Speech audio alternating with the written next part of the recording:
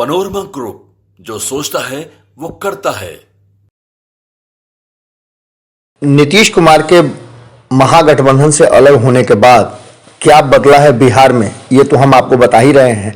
लेकिन एक तरफ जहां इस बार किसी भी कीमत में नहीं चाहते थे लालू प्रसाद कि ये संबंध बिगड़े, तेजस्वी यादव हर हाल में नीतीश कुमार के साथ एडजस्ट करने के लिए तैयार थे, लेकिन अचानक से नीतीश कुमार ने सारी चीज़ों को दरकिनार करते हुए पाला बदल लिया। अब इसके पीछे की रणनीति और कारण क्या थे, ये आप अच्छी तरह से जानते हैं कि आने वाले 2024 के चुनाव में नीतीश कुमार को शायद ये लग रहा था कि वो महागठबंधन में रहते हुए बेटर परफॉर्मेंस नहीं कर सकते हैं और उन पर अपनी पार्टी के नेताओं का दबाव भी था कि वो महागठबंधन को छोड़ करके एनडीए की तरफ स्विच कर जाए।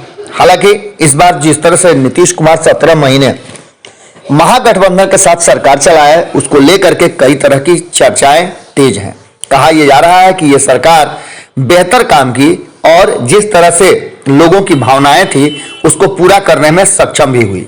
लेकिन इसी बीच में एक बात जो नीतीश कुमार महागठबंधन से अलग होकर एनडीए के साथ सरकार बनाए, उसके बाद से लगातार रिपीट करने लगे और इसके रिपीट करने की स्थिति यहां तक हो गई कि विधान परिषद में जिस तरह से वो आपे से बाहर हो गए और विरोध प्रदर्शन कर रहे राष्ट्रीय जनता दल के कई नेताओं की तरफ इशारा करके वो आंख लाल लाल कर रहे थे और ये कह रहे थे कि बर्बाद हो जाओगे। इन सारी बातों के आगे अब अगर कहानी आप बढ़ते हैं तो सम्राट चौधरी जो कि उप मुख्यमंत्री हैं, उन्होंने दोनों ही सदनों में ये बात कही कि वो जांच करवाएंगे, किसी को बख्शा नहीं जाएगा। अब इन सारी बातों को लेकर के एक तरफ जब ये चर्चा चल रही है कि इन 17 महीनों में जो कुछ भी हुआ है उसको लेकर के कई तरह की तैयारियां शुरू हो चुकी हैं। एक तरफ जहां तेजस्वी यादव इस बात को लेकर के पूरी तरह से आशान्वित हैं कि बिहार की जनता ने उनके 17 महीने के कार्यकाल को देखा है।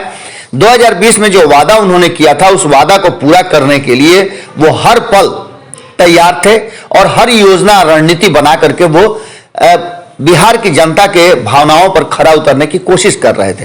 हालांकि इसका नजारा दिखा भी, और सबसे बड़ा नजारा तो यह दिखा कि तेजस्वी यादव के तेवर और तेजस्वी यादव की राजनीतिक शैली में काफी परिवर्तन हो गया है। हालांकि तेजस्वी यादव को लेकर के कई तरह की बातें कही जाती है, लेकिन इस बार जिस तरह से उन्होंने अपनी बातों को रखा है और फैसले लिए हैं, उन फैसलों से नाराजगी होते हुए भी एक बात तो साफ निकल के आई है कि ए टू जेड बनने की कोशिश में तेजस्वी यादव ने अभी अपना जो कहा जाता है कि जिद नहीं छोड़ा है। हालांकि इन सारी बातों को लेकर और भी कई चर्चाएं हैं, पार्टी के भीतर भी उनके कई तरह के चर्चाएं चल रही हैं, लोग आक्रोशित भी हैं, लोग विरोध भी कर रहे हैं। लेकिन इन सब के बावजूद जहां एक तरफ लालू प्रसाद ने यह कह के कि दरवाजा हमेशा खुला रहता है, कहीं ना कहीं नीतीश कुमार को एक संदेश जरूर दे दिया है। तो वहीं नीतीश कुमार को लेकर के जिस तरह की बातें अब तेजस्वी यादव कर रहे हैं वो भी आपने देखा होगा। संपादक नमन मिश्रा जी इस बात को लेकर के लगातार कहते रह रहे हैं पिछले कई दिनों से। 12 तारीख को जब तेजस्वी यादव ने अपना संबोधन दिया और उस संबोधन ने लगभग सबको प्रभावित किया, वहीं भारत लाइव ने भी उस संबोधन को लेकर के काफी कुछ अपने विश्लेषण में कहा है।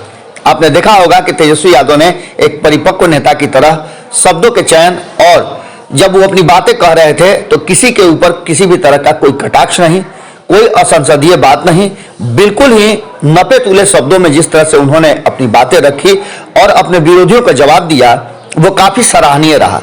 अब जो वर्तमान बदली हुई परिस्थिति है उसमें कहा यह जा रहा है कि तेजस्वी यादव के जिन जिन विभागों को और तेजस्वी यादव के करीबियों के पास जो जो विभाग थे उन विभागों पर जांच बिठाई जाएगी। इस बात को लेकर के विजय कुमार सिन्हा ने कहा है। उसके बाद से लगातार ये चर्चा शुरू हो गई है कि यही वो कारण है जिसके चलते लालू प्रसाद और तेजस्वी यादव नरम पड़े हैं। लेकिन बात वास्तविकता ये है कि तेजस्वी यादव ने इन 17 महीनों में जो 2020 में वादा किया था रोजगार और नौकरी का, वो काम लगातार जारी रहा है। इसको लेकर के वो अपनी पीठ थपथपा भी रहे हैं और इसका श्रेय भी लेने के लिए पूरी तैयारी कर लिए हैं।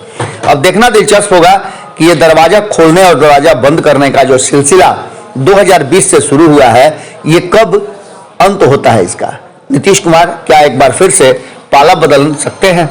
ऐसा तो दूर दूर तक लगता नहीं है, लेकिन लालू प्रसाद ने भी अपना राजनीतिक एंगल बदल लिया है और तेजस्वी यादव तो काफी चेंज हो ही गए हैं। अब देखना होगा कि आगे बिहार की राजनीति किस करवट बैठती है। जुड़े रहिए भारत लाइव के साथ।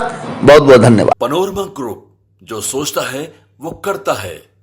अगर ये वीडियो पसंद आई और वह बिहार के राजनीति और बिहारियत से सरोकार रखेनी तो सब्सक्राइब बटन दबा के चैनल के सब्सक्राइब कर ली। ओजे एगो घंटी बा, ओकरा बटन दबा देला से कुल सटीक और मारक खबर रुआ मुफ्त में मिल जाई। अगर रुआ पत्रकारिता के हमनी के नया प्रयोग में सहयोग कर चाहतानी तो ज्वाइन बटन दबा दी।